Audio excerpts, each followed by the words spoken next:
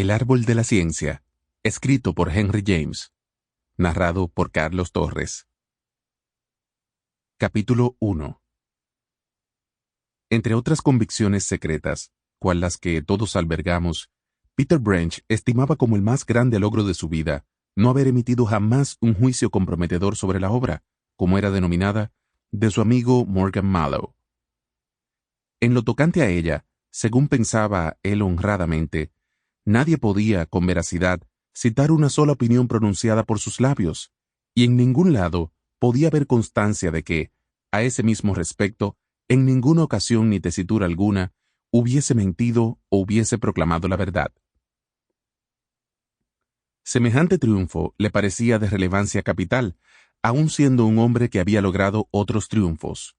Un hombre que había llegado a los 50 años, que había eludido el matrimonio, que había vivido sin dilapidar su fortuna, que desde muchos años atrás amaba a la señora Mallow sin decir palabra, y que, lo último en orden pero no en importancia, se había juzgado a sí mismo hasta los más íntimos recovecos.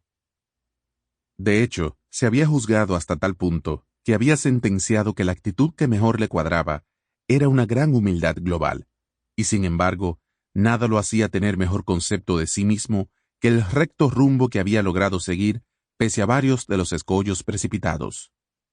De esta guisa, consideraba categóricamente un mérito que aquellos de sus amigos en quienes más confianza tenía fueran precisamente aquellos ante quienes guardaba la mayor reserva.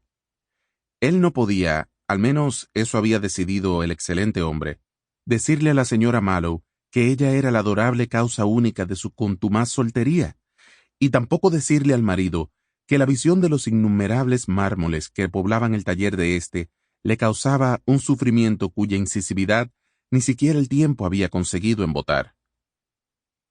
Sin embargo, su victoria, como ya he apuntado, en lo tocante a estas esculturas, no consistía solo en haber callado que las abominaba, consistía además, heroicamente, en no haber intentado nunca obtener, como premio a su silencio, una dulce compasión de otro orden.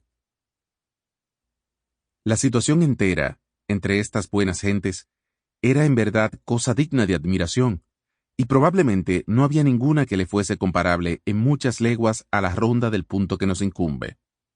La zona londinense, donde en aquella época los melodiosos declives de Hampstead principiaban a ser develados por los quebrados ritmos de St. John's Wood. Peter deploraba las estatuas de Mallow y adoraba a la esposa de Mallow, pero sentía considerable simpatía hacia Mallow, por quien, a su vez, Sample complete. Ready to continue?